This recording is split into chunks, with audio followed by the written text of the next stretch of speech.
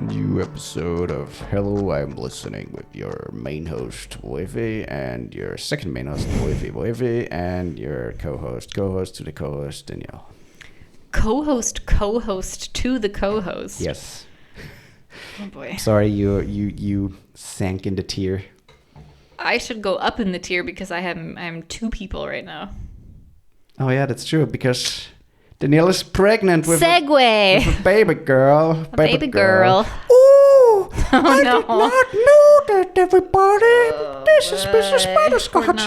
No. I'm so happy for you, dear. You know what? This is worse. Mrs. Butterscotch is worse than when you would start every episode. When we were in the basement, when we were building, and you would start every episode talking to the rats. Because the rats were also in the basement. And so we'd be starting the podcast. We didn't talk about Clausy. We didn't talk about Clausy. We would start about every episode you would start with, Ollie.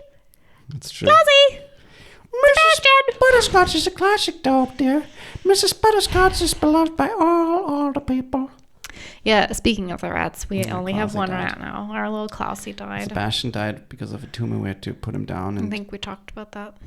That was a while ago. And Clausy are my favorite. I don't want to say that, but he was my favorite. Mousy boy. He was the sweetest of the three for sure. He was such a sweet. He always gave kisses, snuggle. He was so interested. He, like you said, Clausy, and he just hopped up and wanted to greet you. And he was a good boy. And we noticed that he got slower and didn't climb anymore. And then I think it was like a brain tumor or something like that, because his head was weirdly swollen or like bumpy. It shaped kind of weird, like it almost like the forehead area bulged out a little bit more than usual, and he lost a lot of weight really quickly. Yeah, stopped and he didn't eating. Really eat. He couldn't eat anymore. He wanted to, but he couldn't bite anymore. He couldn't really move anymore. Yeah, we had to give him wet and basically wet foods. It was really, really sad. It was horrible, and then we had to make the decision to give him the peace he deserved. Yeah, mousy boy. I still miss him. Yeah, it makes me cry. Okay. But yeah, in other news, we're pregnant. We have a baby on our way. We do. Danielle has something in her oven. A bun in the oven. A bun in the oven.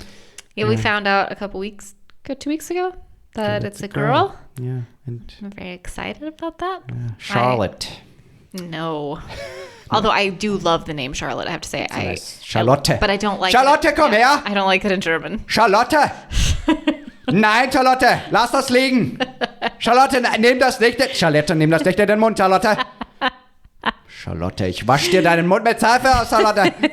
Yeah, I don't like the name how it sounds. I like it in English, and I love Charlie. I love that for a girl. Charlie. But we already have a name, and we're not sharing it. Yeah, we have a name, and I put in the description.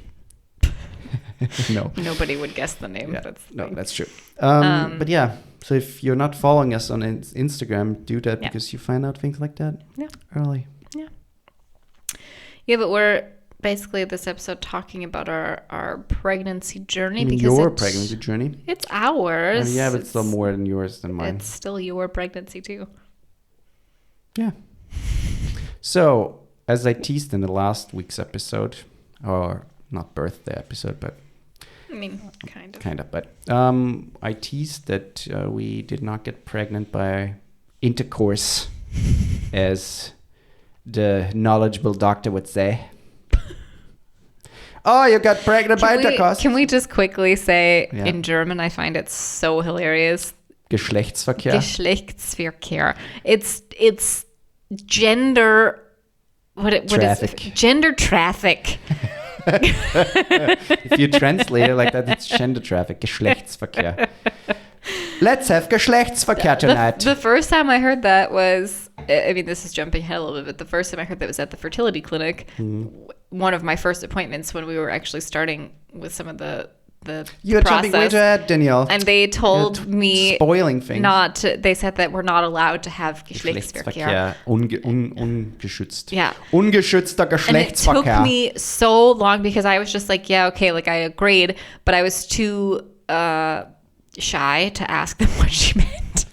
Because I'm like, what the fuck is that? And then when I'm in the car later on the bus or whatever, I was coming home, I'm like, is that how they say sex? Like, is that how doctors say sex here? Just say sex. Yeah, it was funny. Yeah. I thought it was funny. So we started trying to get pregnant last year, basically. In April. And so we thought like, yeah, but then when we try, we're done building, we renovated a house, so we're done building. And when we started trying, we should also mention, by that point, we already knew that I have something called PCOS. Yeah, exactly. Which is polycystic ovarian syndrome. It's kind of relatable to endometriosis, where you have very irregular periods, so a super irregular cycle.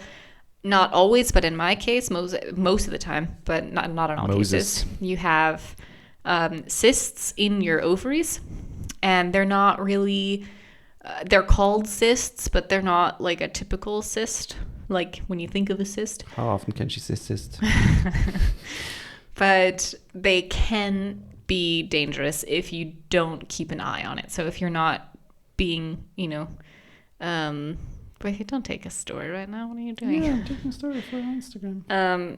If you're not adamant about going to your gynecologist and you getting your not bi-yearly, because you go once every 2 years, it can turn into an issue, and it can lead to ovarian cancer, things like that, over a long period of time. So we found out about that in February of last year. Yeah. After a lot of testing and all of that nonsense. That was fun. And so we knew that it doesn't always mean that. For some people with PCOS get pregnant right away, but we knew it could mean it might be more difficult for us to get pregnant. I mean, the thing is, it's so crazy. I mean, if you really think about pregnancy and if you think about what it means for it to happen. I can pull up the percentage because it's really nuts. Yeah, pull it up. The process alone, I mean, the process is fun and we all know it and we all like it. It doesn't matter how you do it, with who you do it, if you do it for being pregnant or just doing it for fun, in the ass or whatever you want to do it. It doesn't matter. But if you want to just do it by like male and female specimen having Geschlechtsverkehr and, trying to get pregnant, the likelihood to be fertile, to be at the right time, for the sperm to be, good or so good to reach the egg, all the shit. There's so many factors. I mean, it's really fascinating. I highly recommend people just like look up just a quick video of how like the process of, like, on YouTube there's so many, but the process of like once the sperm is in there, just its journey to the eggs, because it's fucking insane. Yeah, it's crazy. It's something like 2 million sperm or something that are ejaculated, and only something like 200 make it into the final space there. I don't know what it's called. It's a great show on Netflix. Yeah, it's really crazy. But this is the thing. So for those of you who don't know, a woman can only get pregnant between 5 and 6 days out of the month. Yeah. You ovulate obviously once, but there's a short window beforehand and a short window afterhand that can cause you to get pregnant. Yeah. So you don't have to have sex on ovulation day, but it's better to have it a couple days before. Yeah. But the chances, so think about all the people you know who actually did just get pregnant naturally. Yeah. The chances when you are 18 to 25 years old is 20%. 20 to 25% per month. Yeah. That's your chance of getting pregnant. As soon as you get between like 25 and 35, it goes down to 15 to 18%. And when you get to 36, 10%.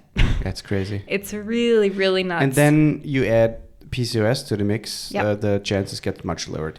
And then it's really hard. And I think from what I've learned in that past year, going through the whole process of what we're going to tell you soon, is that a lot of people struggle with that. Yeah. And a lot of people clearly don't talk about it, because otherwise people would be more aware of how hard it is or hard it can be to get pregnant. Yeah. And a lot of people, just, oh yeah, we're pregnant, blah, blah, but don't talk about the struggles, if they had some, to how they got there. And I think it's important. So it just kind of seems like... Right. Oh yeah, they everybody just naturally gets pregnant. And sure, you assume that it worked right away because you don't assume that they had problems or whatever. But I think it's so important to talk about it because it gives other people a more realistic perspective. Well, and it makes it feel less shameful, because And that's that as a well. really big thing for women. And I've learned, I mean, I knew that beforehand, but I've really seen it in this through like going through the experience myself. And I've been so open about it because I tend to just be open about things anyways in my life and struggles and things. And the amount of people who have come to me and like said, oh yeah, I went through the same thing, or you know, and they never talked about it, or I know so many people who went through that and they never talk about it. It's because women feel ashamed that they can't naturally do something that their bodies are naturally supposed to do, even though it's completely out of your control. And it's a societal thing, because it's not like they get actively shamed and so, oh yeah, your body doesn't work, haha, blah blah. Well, I mean, sometimes they sometimes do. maybe, but I think that's not most of the time the case. But it's like things if you say that you did like IVF or something, and then there are some people who would be like, oh, that's too bad. Yeah, I mean, sure.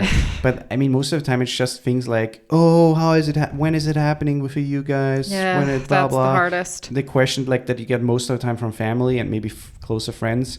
And then also things like, oh yeah, we just got pregnant pretty fast. We didn't even plan to do it, and boom, it just hit or them just and in stuff general, like like when you're having fertility problems and trying to get pregnant, and especially when you really, it's something you really, really, really want. And of course, a lot of people who desperately want children end up having fertility problems.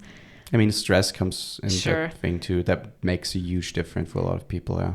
But, you know, having to hear friends announce pregnancies or family members announce pregnancies, and having to celebrate that was one of the hardest things probably I've ever done in the process. Like going through the process, we didn't tell a whole lot of people about the process until afterwards. And so it was a lot of like, it's hard to describe the feeling, because you're happy for them, but at the same time you're so sad. I mean, sure. And so it's really hard because a part of you feels like you're pretending. I mean, imagining in that moment, and you're just waiting to get home to cry. Imagine your dog just died and they got a puppy and you're like, oh, it's a puppy, it's happy. No, but it's similar, you know. You are happy for them, but at the same time it just reminds you of your pain. And sure, it's different, it's completely different. Yeah. But, or like I went to when I was right in the middle of it, I went to your sister's baby shower. Yeah. And not only was it a baby shower, so you're celebrating this upcoming birth of a child, but there were like 3 other women there with babies, and I'm just like, fuck. Like it was, I remember I came home from that party and I sobbed. That was so hard. Yeah. So, we went to the fertility, or you went to the fertility clinic because they advised you to go there. Yeah, and we also wanted to kind of get a jump on it. You know, like we had been trying from April until about July. I mean, not that long, granted. Basically not long. A lot of people would say, oh, that's not long. We have been trying for 5 years or most doctors would say try for a year, and if it doesn't work, then go to a fertility clinic. But I was like, you know, I already know that I have PCOS. I've been tracking my ovulation, which never happened. Exactly. That was another thing. I didn't get my period in like 6-7 months or something. So I was like, okay, I'm not ovulating. Exactly. So even if we kept trying, if she's not ovulating, what's the point? Sure, it could have happened because at some point you get a period, but it's so unpredictable that it's really hard to track them. Yeah. So you basically would have to have sex every single night, which also gets exhausting. Sure. Yeah. And there's a lot of pressure. And the pressure. And I think the problem is the body already is so out of hormone or like imbalanced because of whatever, you know, it depends. But then add stress to that and the pressure of the surroundings. Yeah. And that's not good. And a lot of people told us that too, you know, they had problems. And once they took the pressure away, once they didn't really think about it anymore, boom, it happened for them. I hate that. I have to say, I hate it. No, I totally understand that, but I think if you don't have PCOS, I think that could make a big difference for people. I agree. No, I totally agree. But a lot of times I got that a lot from a lot of people where they're like, yeah, but a lot of people just say if you stop stressing, or, you know, as soon as they stopped trying and they gave up, that's when they got pregnant. Yeah. I'm like, but for me, first of all, there's a biological issue. Yeah, exactly. Second of all, I would, even if I decided I'm going to stop trying, like, which I didn't see myself in any sense doing unless I'm like 40 and I'm like, okay, it still doesn't happen. Yeah. But I've wanted kids since I was a kid. So it's like, it's never something I'm just going to be like, yeah, then forget it. And so I still would have been like, every time we had sex, I would be thinking in the back of my mind, what if it happens this time? So, for me, that never would have shut off either. Yeah, exactly. And that added to the biological thing, then there might be a possibility, but it already might be so fucking slim that, sure, maybe it would happen once in 10 years. Yeah.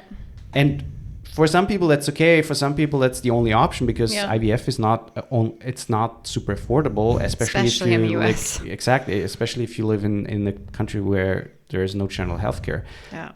Or those things aren't covered by healthcare. I think the main thing that helped you figure out what is actually going on was just the hormone level. Like, you have this crazy hormone level. That was really insane. I mean, the PCOS is one of those things that a lot of doctors are still very uncertain about, which makes it that much harder to diagnose and treat. And there is no cure for it. It's kind of an anomaly in that sense. But it does go away for some people a lot of times after a pregnancy. So I'm kind of hoping that happens. But it can be caused by so many factors. And it took a really long time to figure out what that was for me. Sometimes it's insulin levels. Sometimes it's certain hormones in the body that are too high or too low. It's super hard to figure it out because you just don't know what to test for. And a lot of doctors, I went to a lot of different doctors, and they tested for the kind of basic things that you would test for, and most of them were fairly normal. So it was like, that could be it, but not really sure. Yeah. Testosterone was pretty high for me. But if you remember the amount of like powders I tried, pills I tried, a lot of like holistic stuff that I tried so many things, which some of it I do credit my testosterone levels balancing out, because they balanced out before we started the fertility clinic. That's true. But it was really insane, the amount of energy I put into that.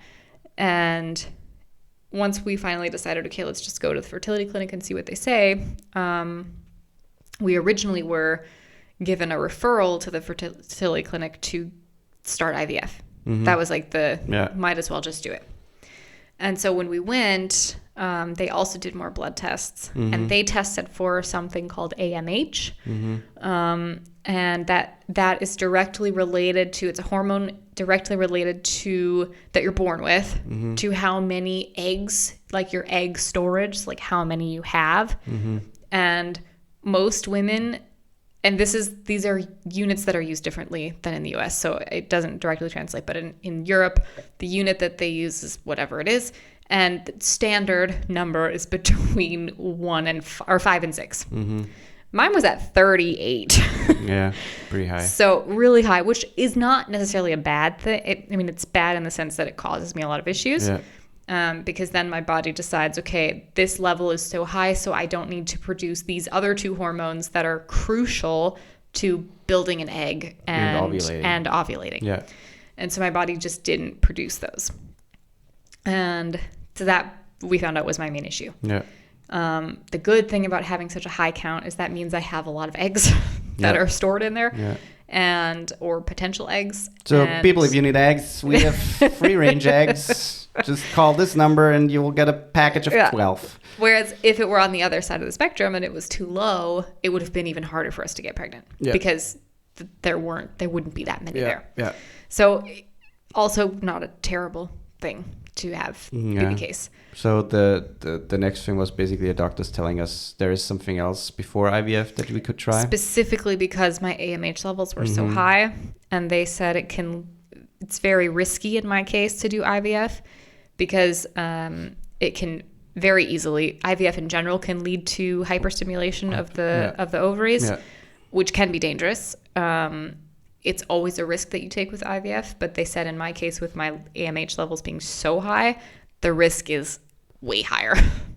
And so they were concerned that I would react to the medications, the high doses of the medications for IVF, and that it would cause me some serious issues, which it can also be life-threatening if it gets too bad. Yeah, sure. If it's untreated. So they suggested that we start kind of on the same process. So you're taking the same medications that you do with IVF, but at low doses. and they kind of just see what happens. So you start super, super low, and you see how through ultrasound you can see how it's working or not working. So basically what happens is you stimulate the eggs or the follicles. Yeah. And you want them to grow to a certain size. And once that size is reached. In a normal, just a quick little science thing, explained easily. In a normal cycle with somebody who doesn't have PCOS, who doesn't have any fertility issues, your body produces a hormone called LH and FSH. So luteinizing hormone and follicle stimulating hormone. Those two hormones are responsible for building a follicle in your ovaries. And typically it only builds one or maybe two. Yeah, exactly. Within those follicles is where the egg is. And as soon as the follicle reaches a certain size, your body knows, the egg is probably ripe, because that's the right size it needs to be. And that's when you ovulate. So it stops, your body stops producing those hormones. And that's when it opens up its doors and says, hey, I'm open for business. And that's when the follicle basically pops open, the egg is released, and then it goes through the fallopian tubes, blah, blah, blah, you ovulate. Yeah. That's how that works. So people who have twins, oftentimes the case is either the egg splits or they had two that fell down. Yeah, exactly. Yeah. So in my case, because I have so many cysts, basically all of those cysts you could say are follicles that are immature. So they're teeny, teeny, tiny. And when you're then injecting the follicle stimulating hormone, which is what I was injecting. You want them to grow. You want them to grow, but you don't want too many to grow. Obviously, you want 1 or 2 tops. With IVF, you want between 7 and 10. Sure, but with the process we did, we actually wanted just 1. 2 was also okay, but our goal was 1. Yeah. And because there are so many cysts/follicles in there, it was really, really hard.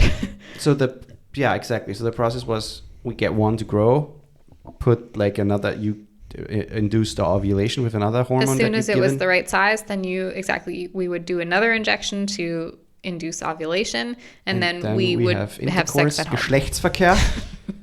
And gender traffic, and hope that would work. So that was the process, and we did that 2 months or 3 months. 3 months. Yeah. Or technically more, but so we started in September, and the first round. So I was doing these injections every single day myself at home in the stomach, and the first round took over 30 days. That was horrible to get to. The first round we didn't get the right size. The first round was either too big or they were either too big or too many. And we had to cancel the cycle basically. So the first trial was so difficult because it was just, you've been doing this for 30 days. I had to go to the clinic every 3 days at least, sometimes every 2 days. Yeah. So they could do an ultrasound. So that was not nice. No, it was so shitty.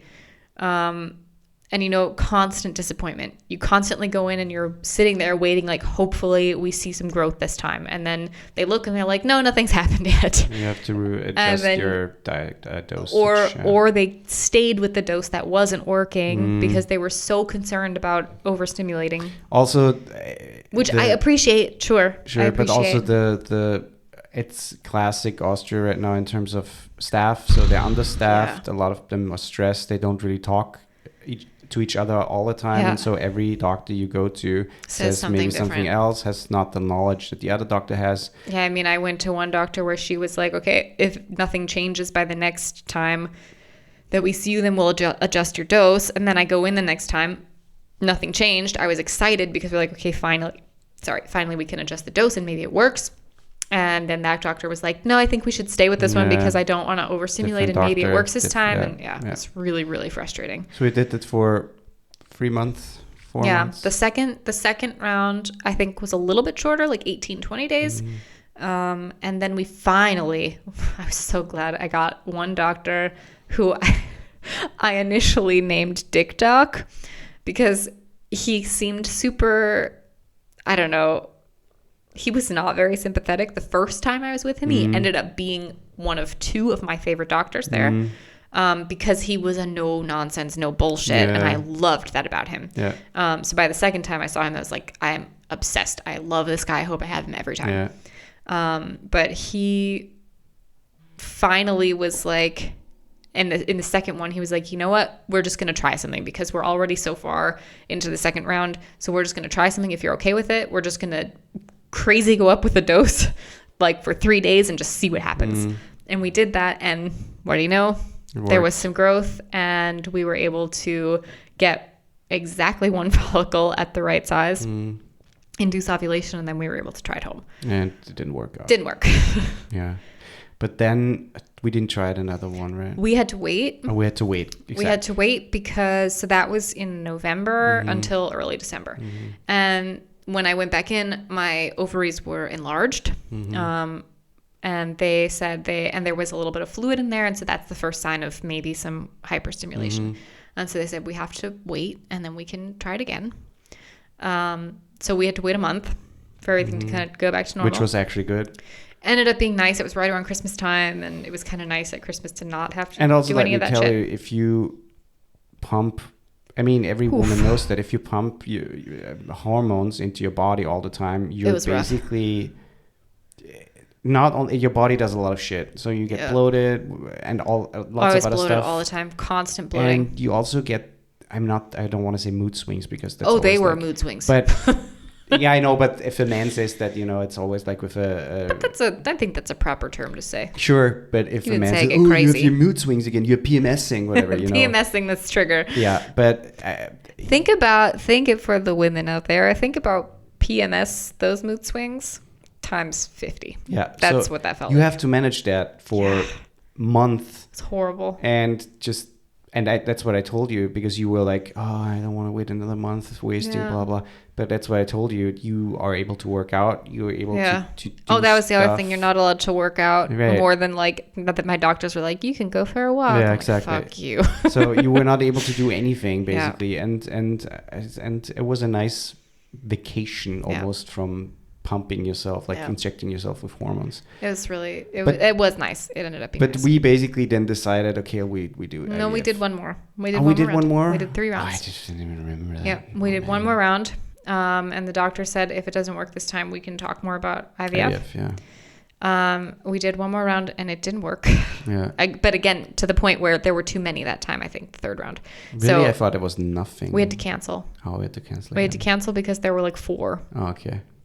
Because my body just, again, was so weird with the doses. It was always different. It was always different. But at the same time, consistent. it was also good because we saw that the stimulating helped and we could get a certain amount easily, which is good for IVF.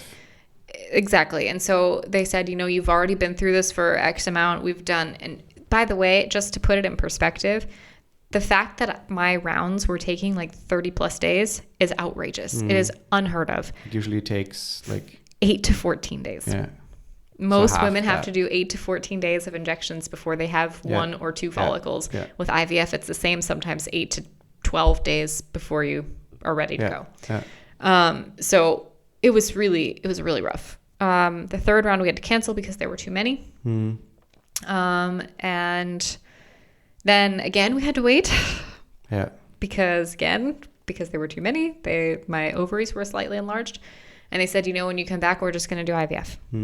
And we switched the medication, which at first I was like, I don't really want to switch the medication because like the brand basically, because I don't know. I just felt like we've been using this one for so long to kind of understand how it works with my body. So now it kind of felt like we were starting over. We instantly started with a slightly higher dose, but still not too high because, again, they were concerned. I worked pretty fast. It was still 30 days. Yeah, but I think 30 days at high doses. They had to go. Yeah, that's exactly. They had to get the dosage right. But we saw like growth pretty fast.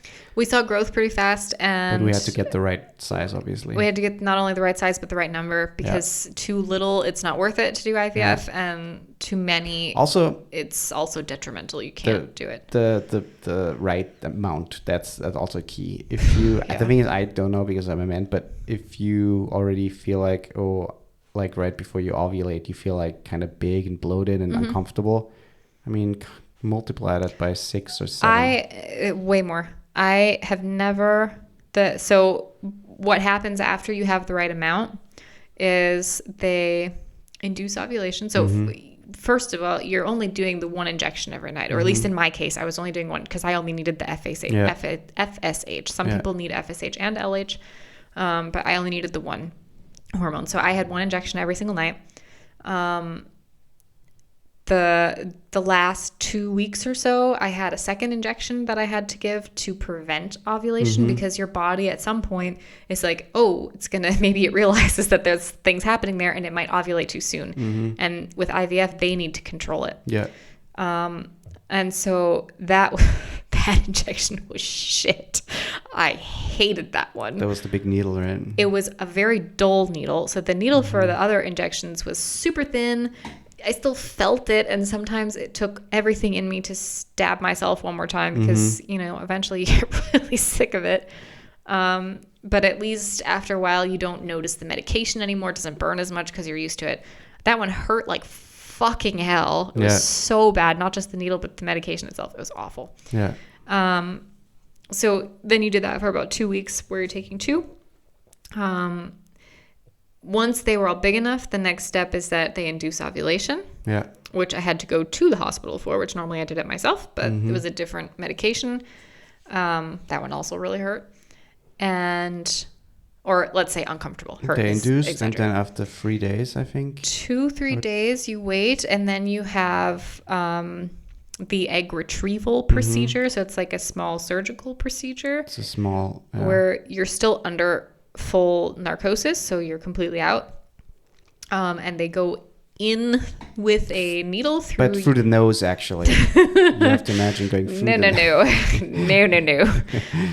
It's through the vagina. Let's just say, thank God you're under anesthesia. Yeah, they go through the vagina. And through with the needle through the uterine wall, with an ultrasound that they can see everything, and they remove the eggs from the follicles. Yeah. So it's pretty cool. No, they didn't induce ovulation yet. No, they didn't. Yeah. They do that before they induce ovulation. So first they do that to remove everything, and then they induce. Before they put the egg back in. Yeah. Or the embryo. Then you got sick afterwards, and then I got sick. Let's just say even before that, the pain, and that time it was pain. The night before. I remember. Yeah.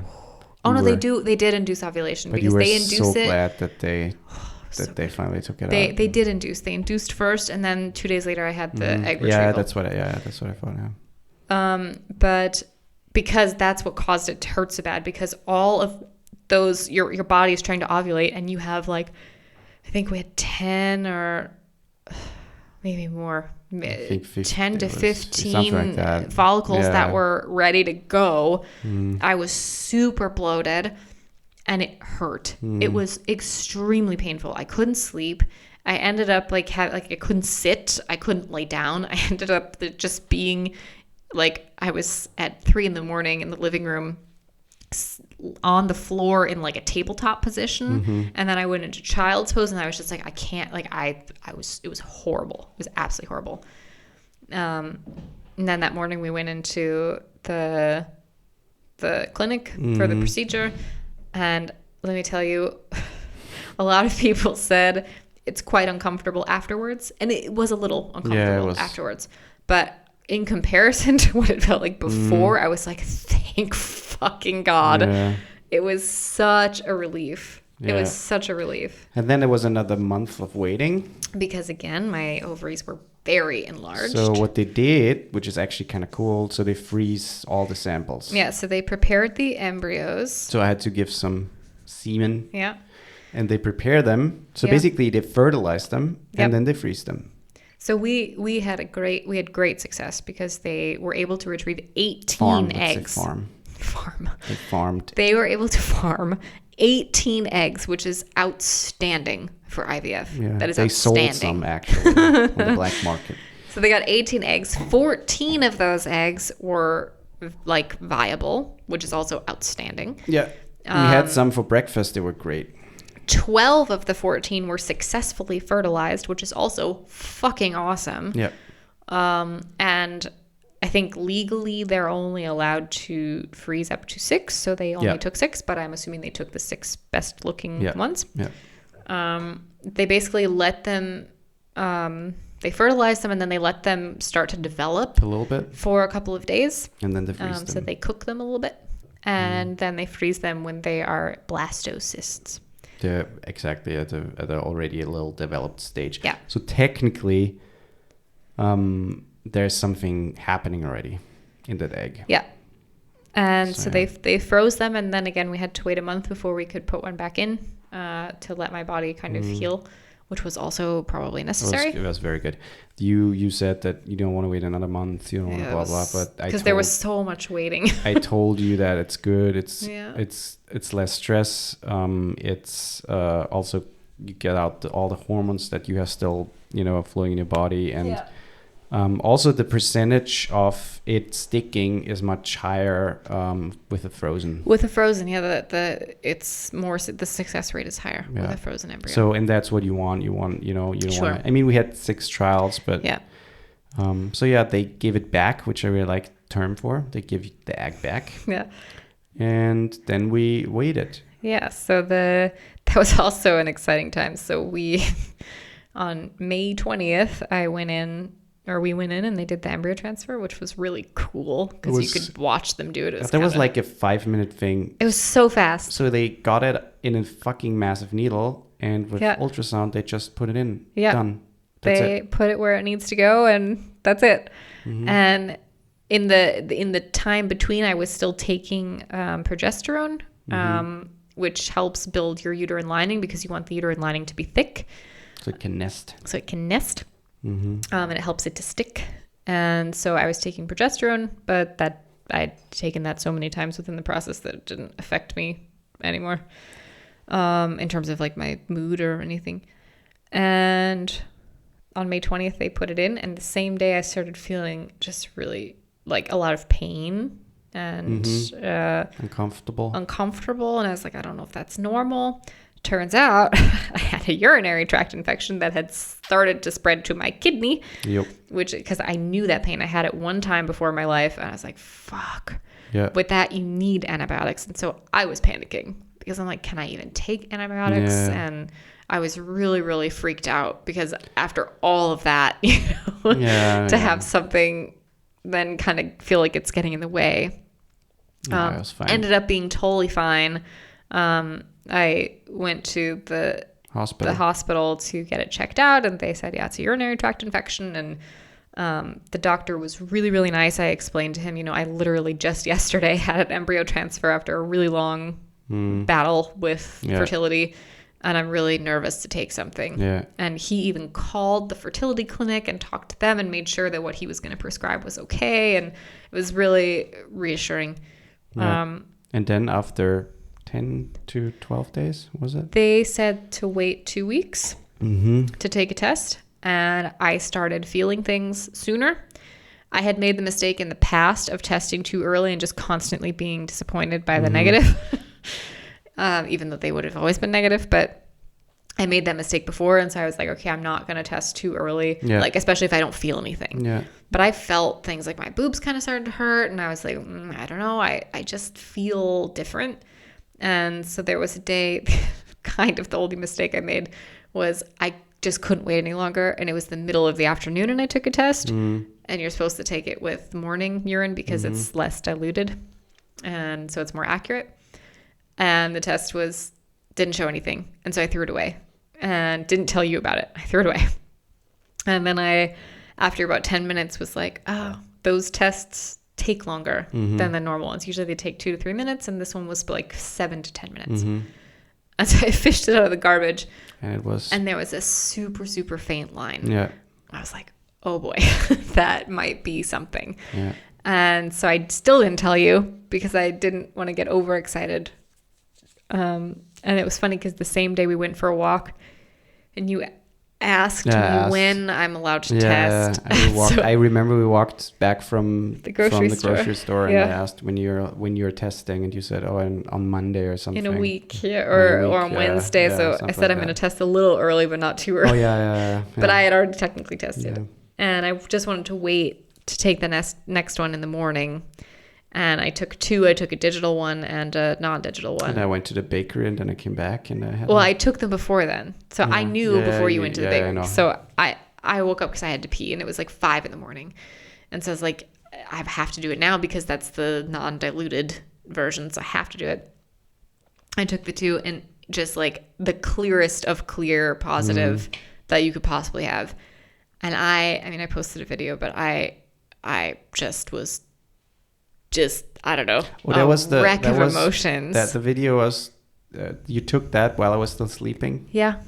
That's funny. I was trying to not sob super loud, but I'm in the bathroom and because I documented a lot of things throughout the journey. I documented crying in the hospital bathroom. I took a picture because I'm like, I want to, like, out of disappointment, because I just wanted to document the whole journey, to be able to look back at it. Like, this is all of the shit I went through to get to this point, and, not take it for granted. So I just really wanted to have that. And I'm so glad that I have those things. And I journaled a lot throughout. And I was like, I really want to. I took lots of videos. Whenever I would take a test, I took a video, because I was like, if it's positive, I want to remember that. I want to have that. And it was just like the most magical moment. Probably, I don't think I've ever experienced something so magical. You can watch that video on her Instagram. Yeah. Yeah. So that was lovely. And then I told you when you came back so I couldn't go back to sleep after that. Yeah. So I stayed awake and I had to act like I just couldn't sleep when you got up. But I was so excited to tell you. Yeah, that's nice. Yeah. So the thing is, I get that there are much worse stories out there from other people in terms of, getting pregnant, maybe way more struggles and years passing with trying and failing. And even we have some friends that they basically tried 10 years and couldn't get it to work. And I think that's why we wanted to talk about it openly, and we started talking about it pretty soon. And we also starting people telling people that we're pregnant much sooner than most people do, simply because we also don't want to be people who, sure, we don't want to promote it everywhere. Yeah, we didn't post it publicly until recently, the usual week. Like after you're out of the gray zone, which is the first trimester. Once you get out of that, then but the chances of a miscarriage are much slimmer. But that's exactly the reason why we told friends and family, close friends and family, because we wanted to, like, if something would happen, exactly. Yeah. And we had that in our family, that people had a miscarriage and didn't talk about it, and you find out like by hearsay or blah blah. Yeah. And sure, you want to grieve and you want to give them time when something like that happens, and it's horrible. But at the same time, I think it's much better when you can talk about it.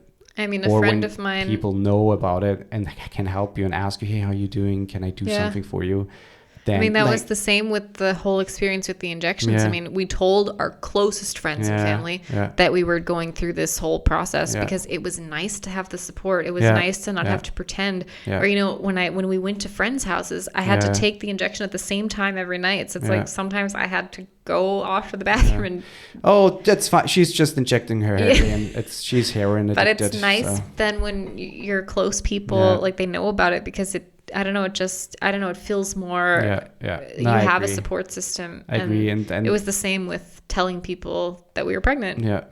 And it was nice because people were very happy and excited because they knew that we were going through IVF and the struggles that came with that. But at the same time, also knowing that, we also said, there's still chances that something, doesn't work out. We're still at the beginning, but that's the whole point of being open and saying, hey, if something would happen, you also know that, obviously, because you would see it, and then you can also be a support in that time and give us some eggs in the trying time. And it's also, for me at least, I don't know how you feel about this, but I feel really comforted to know, like, obviously I hope that if we can, once we decide to have a second kid, I hope that it happens naturally, but at the same time, it's so comforting to know that we still have 5 embryos frozen at the clinic. And that's the crazy thing about that, is if you think about it, like if we would say, we get another kid in, I don't know, 2 or 3 years, then technically that kid is already older. Yeah. If you really think about it. Like if you really start counting from the age where it's actually conceived, then you could say, okay, this living thing is already older than it's kind of cool to think about it that way. Yeah. So technically our second child could be already somewhere in the freezer. It sounds morbid. That was a long episode, everybody. Yeah.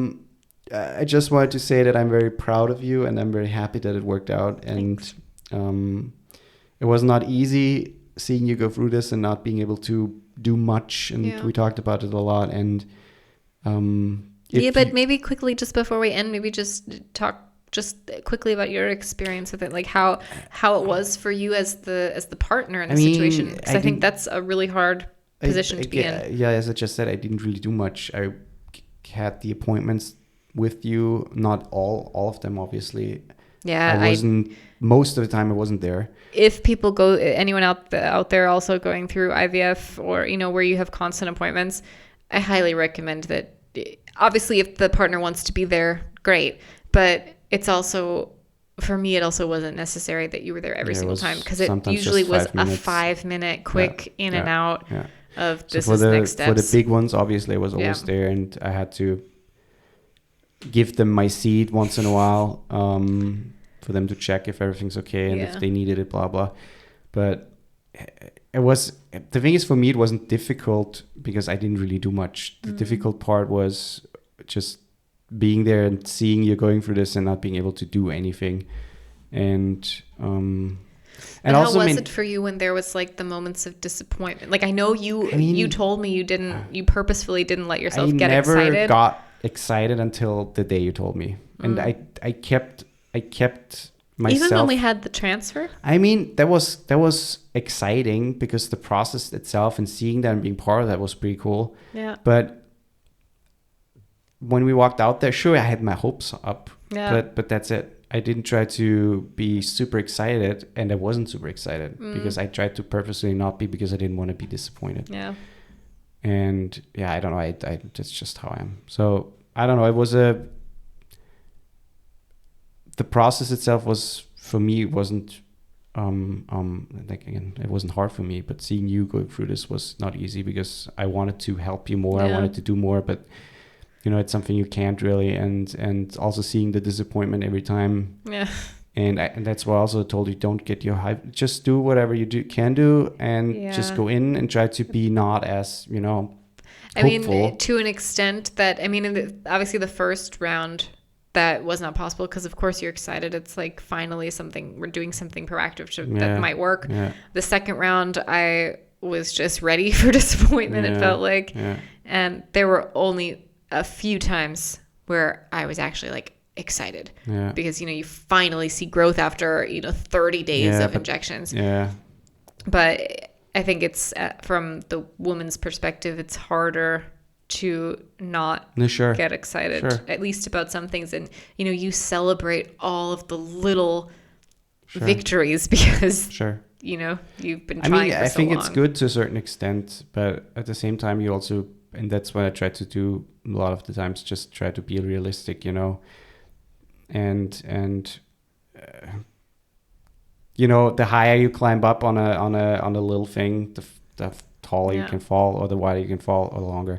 And so I try to prevent that a little bit. But I think overall we had a very good experience, and just like with IVF, not the thing before, but with like IVF worked perfectly for us. Yeah.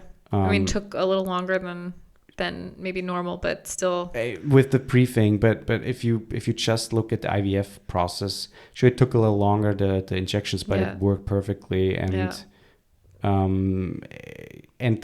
usually with the first transfer, there's not a high chance. Usually you need a second one. Yeah, the chances go up with each try. So that alone, and sure, statistics. That alone was also comforting too, to know that it worked the first try. That means, okay, my body is functioning exactly. So in the ways that it should, and that was also reassuring. I think with that, I think it was overall a very good experience, and also seeing. It's kind of sad, but seeing a lot of people there at the clinic, and also then talking about it open and hearing, oh, this couple has problems, this couple has problems. you just hear and see that it's pretty common and it's getting more and more so. And if you read a little bit online, like in science magazines and stuff like that, it's a trend that's going upwards. So a lot of people like infertility is a massive problem for a lot of people, and it's getting more and more so. It's getting more so, and I really I mean, this is just from my feeling. I don't know an actual statistic, but I feel like I also read somewhere that there's more women struggling with fertility issues than there are who aren't.